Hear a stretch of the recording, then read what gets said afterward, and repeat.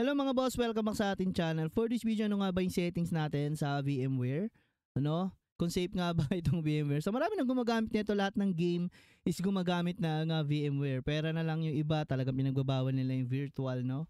Pero dito sa case ng ating Dragoness, so pwede naman siya. So as long as na pwede pa nating mabuksan yung Dragoness dito sa ating VMware. Okay? Ayan guys, ito magpapalevel tayo ng level 1 para pang apprentice natin mga boss. So, sa mga nagsasabing nakakaban, no, siguro, makakaban nga siya. Pero, in my case, guys, no, so, from the start kasi, nagdudual na ako sa Dragoness pagka-release pa lang niya.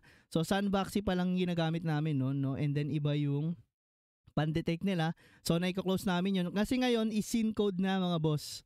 Okay, so pag kinlose mo yung scene code, no, automatic close yung client. So, hindi ka na pwedeng gumamit ng sandboxy, no. So, ito na yung way talaga ng lahat ng nagdo-dual client, no, sa ibang bansa man or dito sa atin. Okay? So ito na yung gamit nila. So sinishare ko na sa inyo guys para alam nyo kung paano talaga nakapag-farm yung mga ibang lahi, no. So ito na guys, no, yung VMware talaga yung ginagamit nila. Ayan. Meron pang isa, no, kapag ayaw naman dito sa virtual or VMware, so meron pang isang application, no, na pwede nyong gamitin na pwede yung virtualization guys. Okay?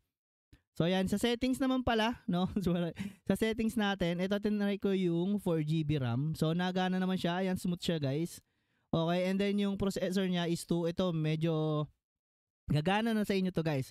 Pero ang alanganin lang dito is yung 8GB RAM, no? Yung 16GB, pwede pa siguro na makapag dual client. Siguro mga boss ha. Hindi ko sinasabing goods yun. Syempre dapat is Ryzen 5 pataas, Intel 5 i-Core pataas. So kung Ryzen 3 ang inyong processor, so wag nyo nang itry guys, maglalag lang talaga kayo. Okay? So yun yung pros and cons na ito guys. Okay? So yan, ganito lang ako magpa-level, no? Ayan, pwede rin naman itong gamitin ko magpa-level. Ayan. Pwede rin tayo sa VMware or pwede dun sa main natin kung nakakaramdam kayo ng lag dito sa VMware. Pero so far, smooth naman siya dito sa 4GB RAM na inallocate natin mga boss. Okay? Sa mga gustong magpa-tutorial, so wala po tayo kasing time ngayon na magpa-tutor, no? So madali lang naman i-install yung na yan. Ay, ba't nandito ako? Yung VMware na yan mga boss. So kayang-kaya nyo na yan. And then i-copy-paste nyo sa USB yung files ng Dragoness kasi mas matatagal lang kayo kung ida-drag or copy-paste nyo galing sa PC nyo guys. Okay? So mas magandang dito nyo buksan sa VMware yung USB nyo.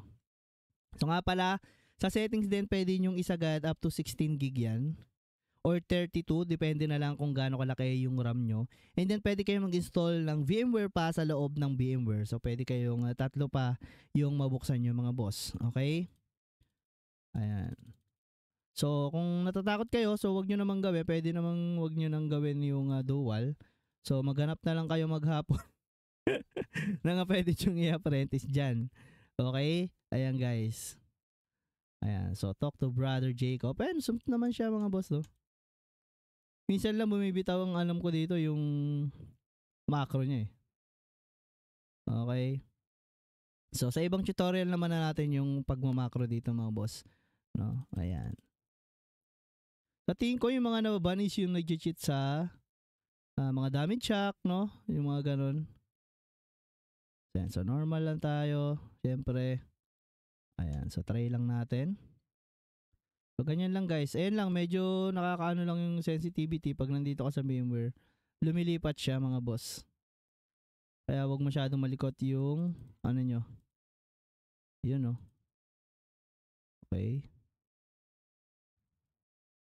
Tapusin lang natin. So medyo matagal, mga 30 minutes din ng pagpapalevel ng isang level 10 mga boss. Ayun okay. So kung natatakot kayo maban, so pwede naman wag nyong gamitin talaga to mga boss, no? Kasi para to sa mga free to play player natin yan na gusto mag-farm. Kasi dalawang bagay lang yan guys, no? Gustong maglaro at gumastos at yung isa naman gusto niya mag-farm, magbenta ng mga gold, no? Kasama naman talaga yung dalawa na yun guys, no? Kung wala naman yung mga farmer natin dyan, is may hirapan din magpa-gold yung mga whales natin. Wala rin namang saysay yung pera nila kung wala silang bibilin. Okay? Ayan. And then at the same time, yung ma-earn mo sa pagdudual is pwede mo ring namang pangpalakas ng main character mo kung ayaw mo namang ibenta. Okay? So ito guys, para makatulong lang tayo doon sa mga free-to-play player natin dyan. So pasensya na lang muna yung mga hindi ko masagot sa Discord, no, marami nagdi-DM talaga. Medyo busy tayo mga boss. Marami namang tutorial dyan about sa VMware. No, ingat na lang kayo kasi baka ma-scam kayo. So, hindi naman talaga ako nagpapapayad mga boss. So kahit di nyo ako bayaran, talagang busy lang, no? Ayan, ako mismo mag-i-install sa inyo pero busy lang talaga tayo mga boss. Ayun o. Ganda ng drop eh, no? May mga rough.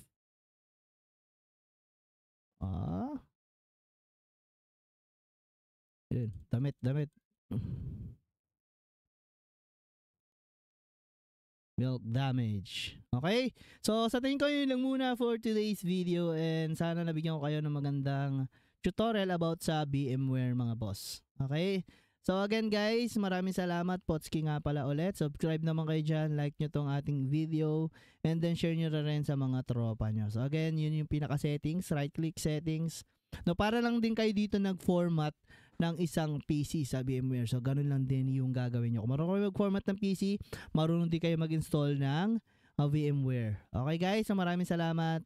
Bye-bye.